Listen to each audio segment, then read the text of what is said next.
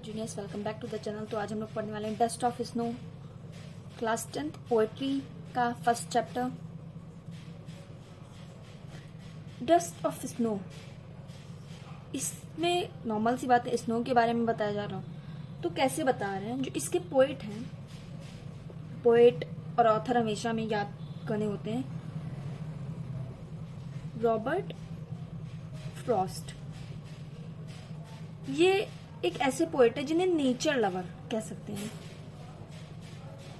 इनकी बहुत सारी सी पोएम, इन्होंने एज अ पोएट बहुत सारे ऐसे काम किए हैं जो नेचर के साइड लेते हैं, यानी कि इन्होंने पार्ट ऑफ नेचर पे बहुत सारी बनाई है अपनी पोएम्स। और वो ये भी एक डस्ट ऑफ स्नो भी एक वैसी ही कुछ है पोएम। इसमें दो नेगेटिव सिंबल्स को पॉजिटिविटी शो करने के लिए दिखाया उन्होंने।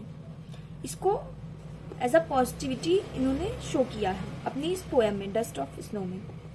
तो कैसे किया है, तो सबसे पहले वो दो पॉजिटिव सिंबल्स हैं कौन से, तो फर्स्ट है क्रो और सेकंड है हेमलॉक ट्री।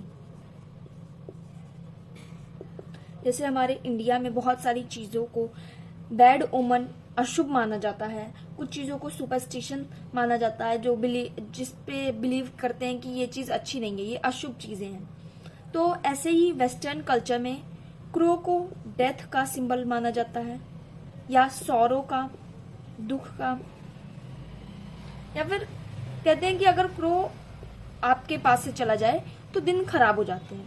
हेमलॉक ट्री एक पॉइजनस ट्री है, तो इसे भी डेथ और बुराई का सिंबल मानते हैं।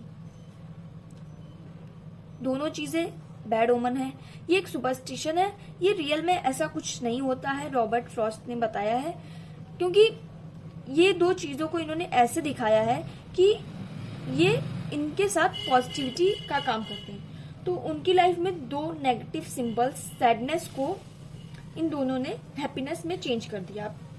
कैसे किया है, क्या होता है, देख लेते हैं। तो ये इतनी छोटी सी 8 लाइन्स की ये पोएम है केवल। The way a crow Shuk down on me. Crow एक जा रहा है, उसने मुझ पर गिरा दिया the dust of snow, Shuk down me the dust of snow. अब डस्ट ऑफ स्नो क्यों बोला गया, स्नो को डस्ट से क्यों जोड़ा गया, तो वो इतनी छोटी सी बर्फ, बहुत जैसे कि डस्ट होता है बहुत टाइनी पार्टिकल्स में, वैसे ही स्नो होती है। फ्रॉम अ हेमलॉक ट्री, एक हेमलॉक ट्री से। तो इसको कुछ ऐसे समझ सकते हैं, मान लिया ये पेड़ है, इसकी एक लीफ पे यहाँ पे कुछ बर्फ जमी थी, सर्दियों में जम जाती है। तो जब क्रो इसके पास से जाता है तो उसके पंखों से ये जो बर्फ है वो पोएट पर गिर जाती है।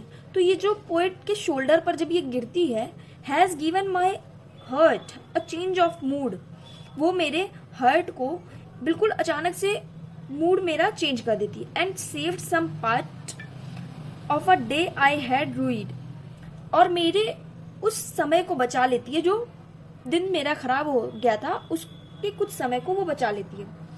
तो जैसे ही उनके ऊपर बर्फ गिरती है, उनका मूड अचानक से चेंज हो जाता है, और अचानक से वो ही फेल्ट हैप्पियर, और मेरे दिन का समय बचाकर अच्छा कर दिया जो ऑलरेडी खराब हो गया था, वो ये बोलते हैं। अब शोल्डर पे कैसे पता चला कि गिरी थी, तो उनके टोन से लग रहा है कि वो जो डस्ट ऑफ स्नो थी वो उनके शोल्डर पर गिरी थी। तो आप समझ में आ गया होगा, मैं एक बार फिर से रिपीट कर देती हूँ। हेमलॉक ट्री के पास से एक क्रो जाता है, the way of a crow Shuk down on me, मुझ पर गिरा देता है dust of snow, tiny particle snow का, एक हेमलॉक ट्री से यानी कि उसकी एक लीफ से गिरा देता है। वो मेरे हार्ट को एक मूड चेंजिंग बना देता है। जैसे ही वो पोएट पर गिरती है, यानी कि मुझ पर गिरती है मी, वो मेरे मूड को चेंज कर देता है, और मैं अचानक से बहुत हैप्पी फील करने लगता हूँ, और मेरे दिन का कुछ पार्ट वो सेव कर देती है जो पहले से रूइड, खराब हो गया था। रूइड हेल्ड इन रिग्रेट, यानी कि रिग्रेट में होना। इसका रूइड का कई जगह मीनिंग पूछ लेता है, तो हेल्ड इन रिग्रेट, यानी कि रिग्रेट में होना, तो ये क्वेश्चन आ जाता है। और डस्ट ऑफ स्नो के पोएट कौन है, ये ऐसे सारे क्वेश्चन आते रहते हैं। और ये 4 लाइन की पोएम तो आती ही आती है, तो आई होप ये तो बिकॉज 8 लाइन की पोएम बहुत इजी पोएम है, तो आई होप समझ में आ गया होगा सारा। मैंने जितना फास्टली कवर मैं कर पाई मैंने कराया। सो अगर वीडियो अच्छी लगी हो तो लाइक शेयर एंड सब्सक्राइब कर देना। मिलते हैं नेक्स्ट वीडियो में, तब तक के लिए bye bye, thanks for watching.